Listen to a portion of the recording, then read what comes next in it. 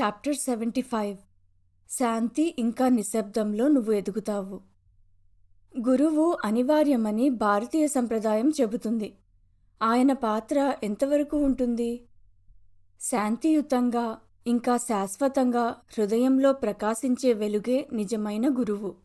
మిగిలిన వారు కేవలం మార్గాన్ని చూపుతారు. నేను బయట దారి చూపే గురువు గురించి అడుగుతున్నాను. గురువు లేకుండా యోగము సాధ్యము కాదని కొందరంటారు. వారు ఒక గురువు నుండి మరో గురువు వద్దకు వెళ్తుంటారు. ఆ గురువుల వల్ల ఏదైనా ప్రయోజనముందా?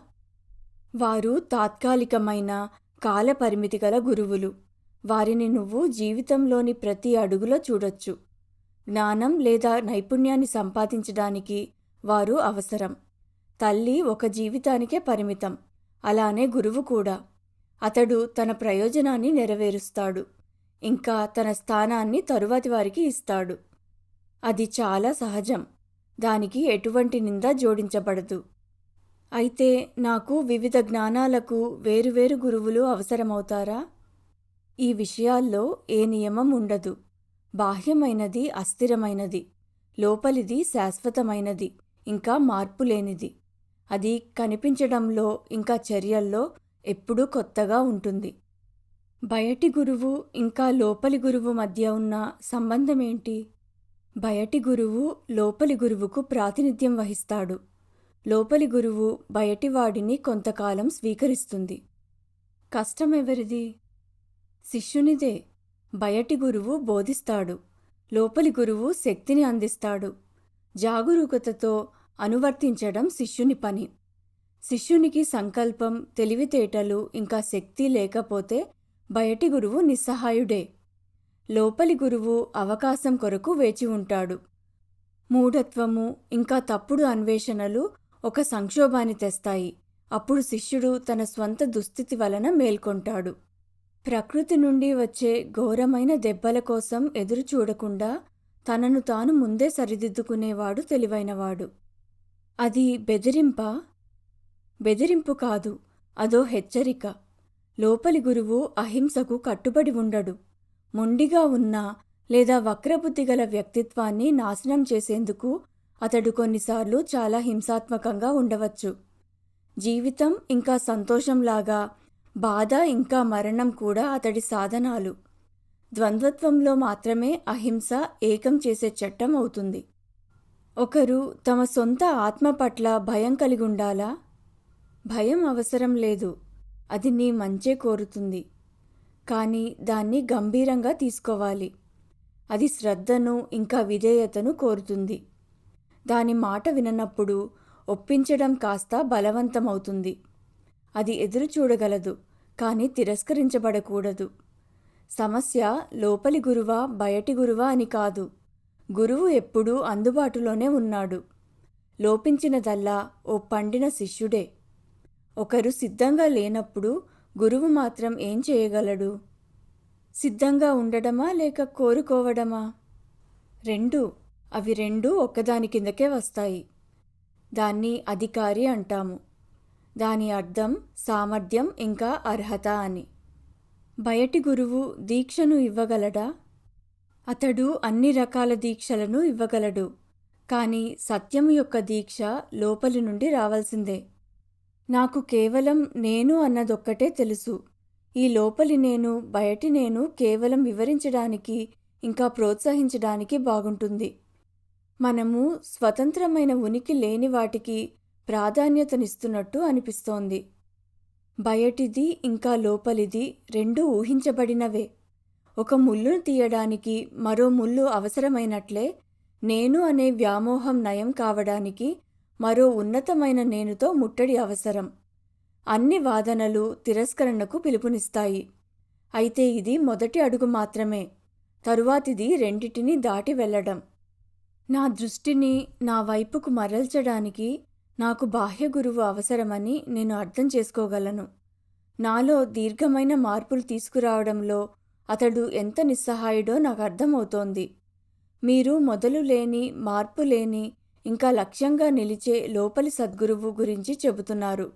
అతడు ఒక భావన లేక వాస్తవమా? అతడు మాత్రమే వాస్తవము. మిగతావన్నీ సమయం అనే ముఖంపై శరీరం ఇంకా మనస్సు కప్పే ఓ నీడ. నిజానికి నీడ కూడా వాస్తవికతకు సంబంధించినదే, కాని దానికదే నిజం కాదు. నేనే సత్యమని నాకు తెలుసు. నా సత్యాన్ని సద్గురువు వైపుకు తిప్పడం వల్ల నాకు ప్రయోజనమేంటి? నీ నష్టమే నీకు లాభం.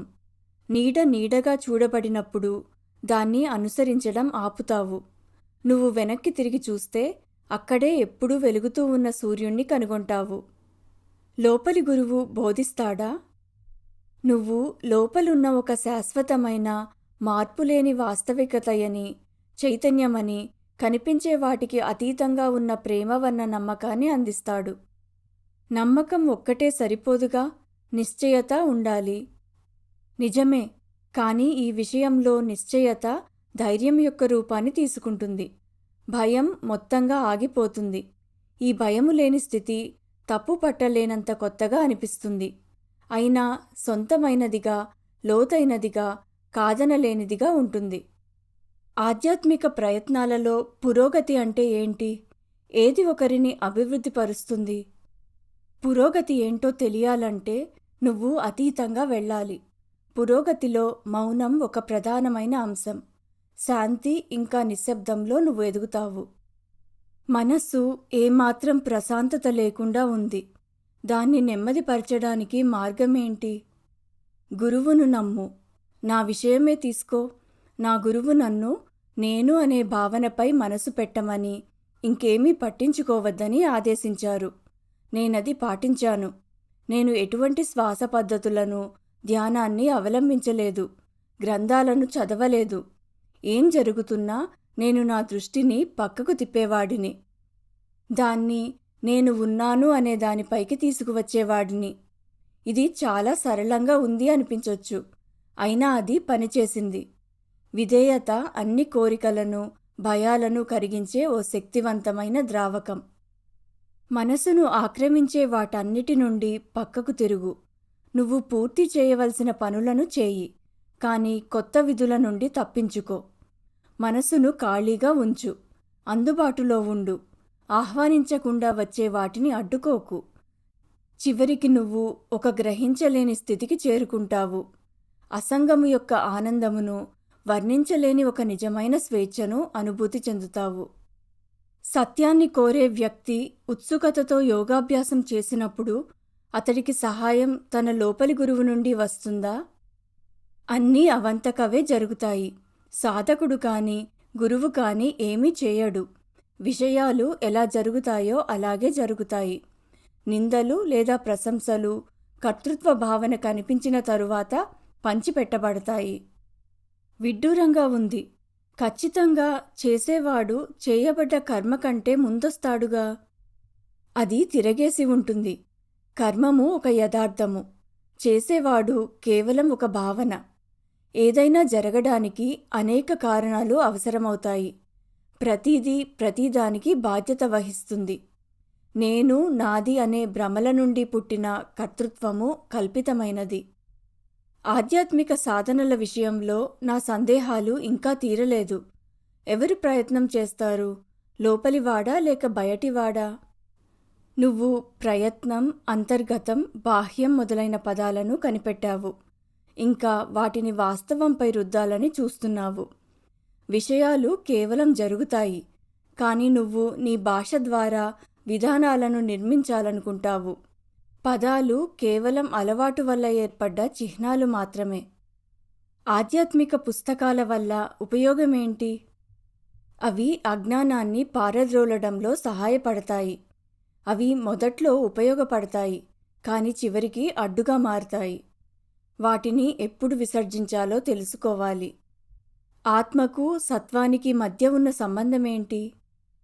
సూర్యునికి ఇంకా దాని కిరణాలకు మధ్య ఉన్న సంబంధమే. సామరస్యత, అందం, ఆప్యాయత వంటివి వాస్తవం యొక్క వ్యక్తీకరణలు.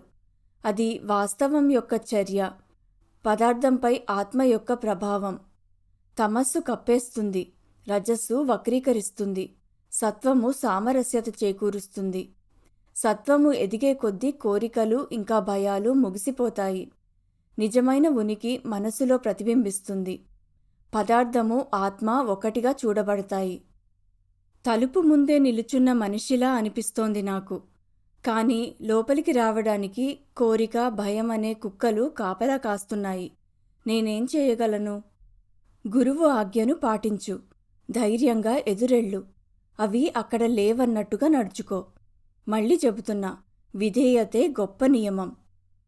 గురువు యొక్క మాటలపై విశ్వాసం ఉండాలిగా. సమయం వచ్చినప్పుడు విశ్వాసం కుదురుతుంది. ఇవ్వడానికి గురువు ఎప్పుడూ సిద్ధంగా ఉంటాడు. కానీ తీసుకునేవారెవరు? ఈ మాటలు వినేవారిని అవి ఏ విధంగా ప్రభావితం చేస్తాయి?